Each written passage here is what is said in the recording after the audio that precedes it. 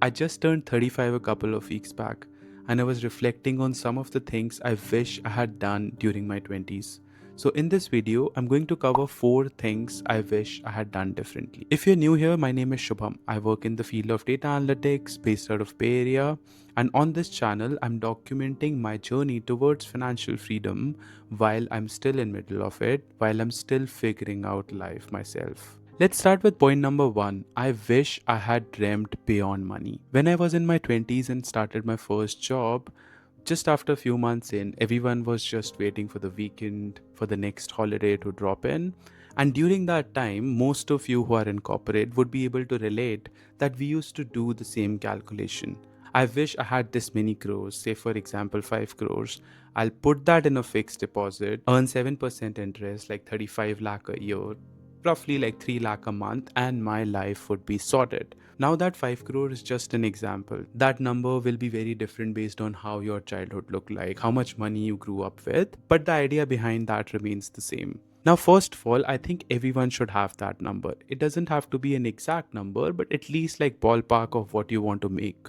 And that number is going to change once you get married. A lot of you will have kids, and just acknowledging that fact is probably the first step. Now, if you set a realistic enough number, like realistic, if I think about it now, obviously it's going to be crazy when you're putting that number in your 20s and you're actually ambitious and working hard towards it.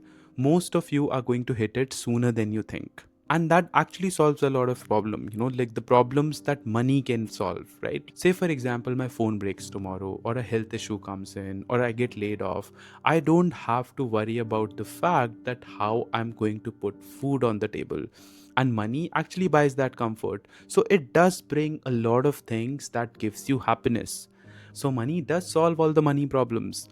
So that's why I never say that money doesn't matter or money doesn't buy you happiness. I didn't grow up with a lot of money, so I do understand how much money actually matters.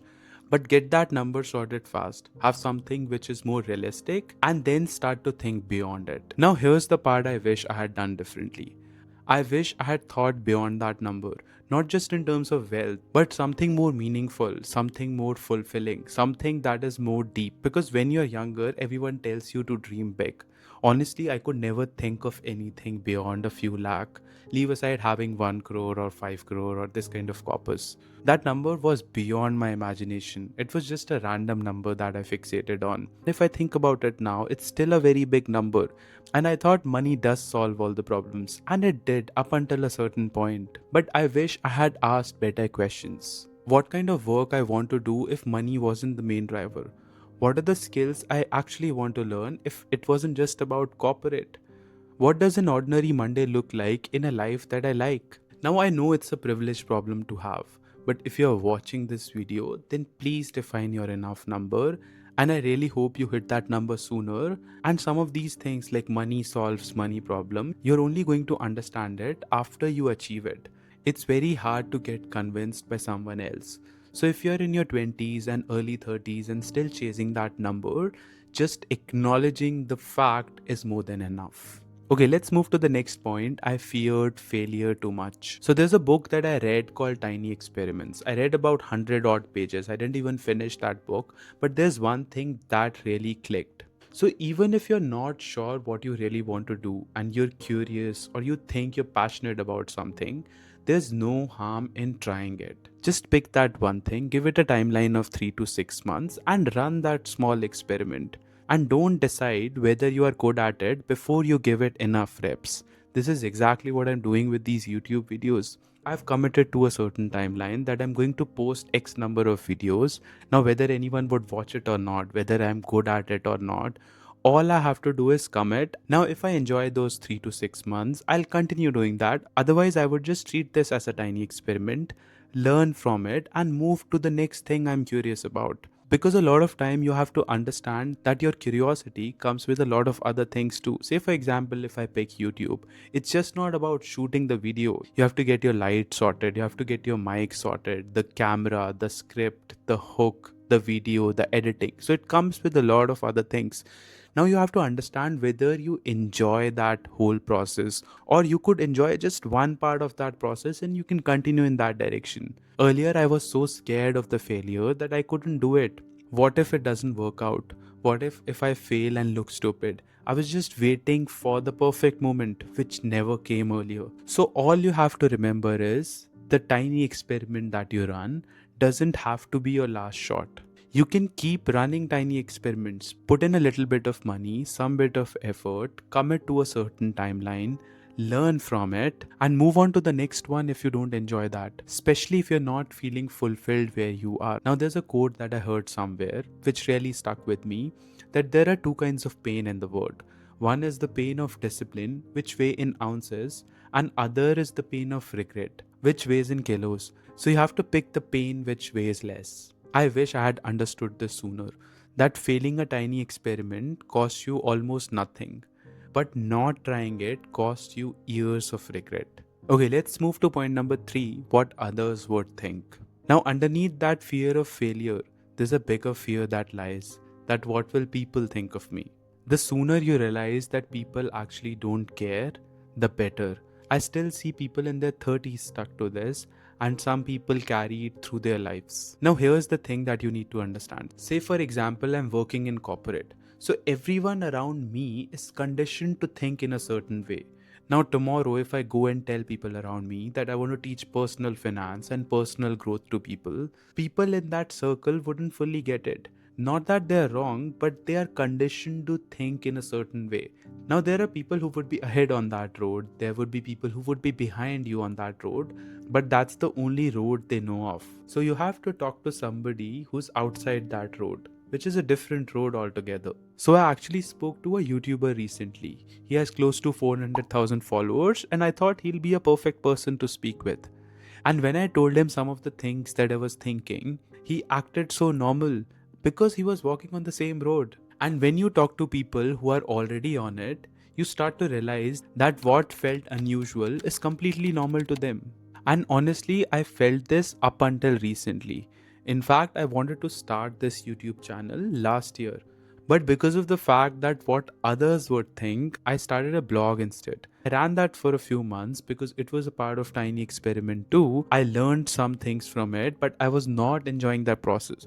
And also, I knew at the back of my mind that I wanted to stay anonymous just for the fact that what will others think of it when they see this. Now, there's a saying that I heard in one of the Shanpuri's podcast, that if you set yourself on fire doing something bold, then people would travel from miles away just to watch you burn. Now, that's just what happens, right? People are going to talk. I make fun of myself all the time. I make fun of others too, and it's actually fine to joke about it.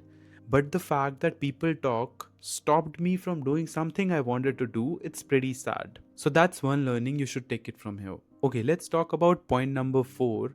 I wish I had started my fitness journey sooner. Once I was getting closer to my 30, people around me started to get high sugar, backache, pains, and other health problems that I had not seen before in my circle. And that's when I started to think, does everyone has to go through that? That's what actually got my fitness journey started around 6 years back during the COVID time. I started to cook healthy food, started working out. That's also the time that I started to read more about fitness and nutrition. Fat loss, calorie deficit, hypertrophy or muscle building, strength training, eating enough protein in your diet, all those things started to matter to me. So I've picked up a decent knowledge in that area, and it could be a separate video where I could share my journey over there. Now, recently I read a book called Outlive. It really changed how I think about fitness. It's not just about living longer, but it's about living longer while you stay healthy. So the book explains that the purpose should not be just to add years to your life. It should be adding years that you actually enjoy while staying healthy. Now, there's a saying in that book that the best anti-aging drug that you can really get is strength training. Now, it doesn't guarantee outcomes, but at least it stacks odds in your favor. So I'll just take those odds any day. So if you're in your 20s or 30s, you should start to focus on your fitness. Start strength training. Start eating healthy in a way that you can sustain. Don't wait for a health scare to come or wait until your late 30s before you realize that how important your health is. In fact, I have a dream. I want to be able to run and lift weight with my son when he's in his 20s. Now that's a big one for me. But I wish I had started this way sooner than my 30. In fact, fitness teaches you discipline, it teaches you consistency. It teaches you how to do those small things repeatedly, whether you like it or not, and this flows into everything else. There's nothing beyond health, honestly. So, if you have to pick one thing out of these four, start with this one. So, my 20s and early 30s taught me how to build safety. Now, my 30s is teaching me that safety is just the foundation. I still need to build a life on top of it. So dream beyond the number. Don't fear failure too much and run small experiments. Stop thinking what others are going to think about you and take care of your health before you're forced to. That's it for this video. If you like this video, then please subscribe to my channel. Thank you.